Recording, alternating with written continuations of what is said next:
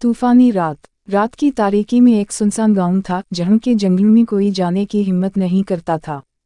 कहा जाता था कि वह एक पुरस्कार हवेली है जो कई सालों से वीरान पड़ी है। मगर आज की रात कुछ मुख्तलिफ थी।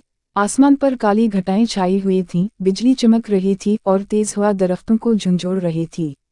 उसी रात 3 दोस्त अदनान, तैमूर और फहद इस हवेली में जाने का फैसला कर चुके थे।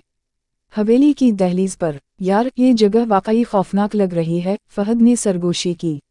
डरने की जरूरत नहीं, हम बस अंदर जाके देखेंगे और वापस आ जाएंगे, अदनान ने हंसते हुए कहा। जब वो तीनों हवेली के करीब पहुंचे तो दरवाज़ा खुद ब खुद चरचराते हुए खुल गया, जैसे कोई उनका इंतजार कर रहा हो। अंदर घुप अंधेरा था मगर चंद की रोशनी से थोड़ा सा हिस्सा दिखाई दे रहा था। हवेली में दाखिल होते ही एक ठंडी लहर उनके जिस्म में सरायत कर गई, जैसे किसी ने गर्दन पर सांस लिया हो। पुरस्कार सरगोशी। हवेली के अंदर कदम रखते ही दरवाज़ा धड़ाम से बंद हो गया। तैमूर ने पीछे मुड़कर देखा तो कुछ भी नजर नहीं आया, मगर अचानक उसे लगा जैसे कोई इसके कान में सरगोशी कर रहा हो। चले जाओ, वापस चले जाओ। इसका रंग फिक हो गया। अदनान, फहद, मुझे लगता है कि यहाँ वाकई कुछ है। अदनान ने लाइटर जलाया तो दीवारों पर खून से बने हाथों के निशान दिखाई दिए। फहद ने दीवार को छुआ तो लगा जैसे वो ताज़ा खून है जो आहिस्ता आहिस्ता बह रहा हो। अचानक हवेली के अंदर से एक दिल दहला देने वाली चीख गूंजी। वो तीनों एक दूसरे की तरफ खौफजदा नज़रों से देखने लगे। आसीब ज़दा कमरा। वो एक बड़े हाल में पहुंचे जहां दरमियान में एक पुरानी कुर्सी पड़ी थी। अचानक कुर्सी खुद ब खुद हिलने लगी, जैसे कोई इस पर बैठा हो।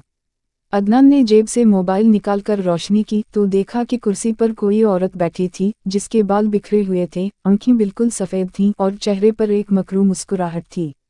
तुम लोग यहाँ क्यों आए हो? औरत की आवाज़ गूंजी। वो तीनों सकते में आ गए।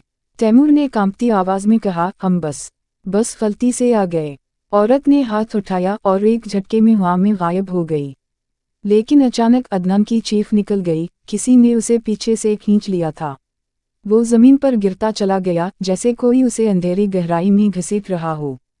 फहद और तैमूर ने अदनान का हाथ पकड़ने की कोशिश की, मगर अदनान की चीखें तेज़ी से दूर होती चली गईं और फिर वो मुकम्मल खामोशी छा गई। भागने की कोशिश, हमें यहाँ से निकलना होगा, फहद ने चीखते हुए कहा। दोनों दरवाजे की तरफ भागे, मगर दरवाज़ा जैसे किसी अनदेखी ताकत ने बंद कर दिया था। दीवारों से साए निकलने लगे और उनके गिर्द घूमने लगे। अचानक एक साया फहद पर झपटा और इसकी आंखें अंधेरे में गायब हो गईं। तैमूर ने चीख मारी और ज़बरदस्ती दरवाज़ा खोलने लगा। जैसे ही दरवाज़ा खिला, एक ज़ोरदार झटके से वो बाहर जा गिरा। हवेली की दहलीज पर गिरने के बाद उसने पीछे मुड़कर देखा। हवेली में सुर्ख रोशनी चमक रही थी और अंदर से एक हौलनाक कहकहा सुनाई दे रहा था। आखिरी हकीकत। तैमूर अकेला गांव वापस आया, मगर वो गुमसुम और खौफजदा था। लोग इससे बार बार पूछते कि फहद और अदनान कहाँ हैं, मगर वो बस एक ही जुमला दोहराता, वो हमें नहीं छोड़ेंगे, वो हमें नहीं छोड़ेंगे। चंद दिन बाद जब कुछ देहातियों ने हवेली के अंदर जाकर देखा तो वहाँ खून से लिखी तहरीर मिली, यहाँ आने वाला कभी वापस नहीं जाता। किसी को अदनान और फहद की लाशें नहीं मिलीं, मगर रात को गांव के लोग अक्सर चीखों की आवाज़ सुनते, जैसे कोई मदद के लिए पुकार रहा हो। और इस दिन के बाद कोई भी इस हवेली के करीब जाने की हिम्मत ना कर सका।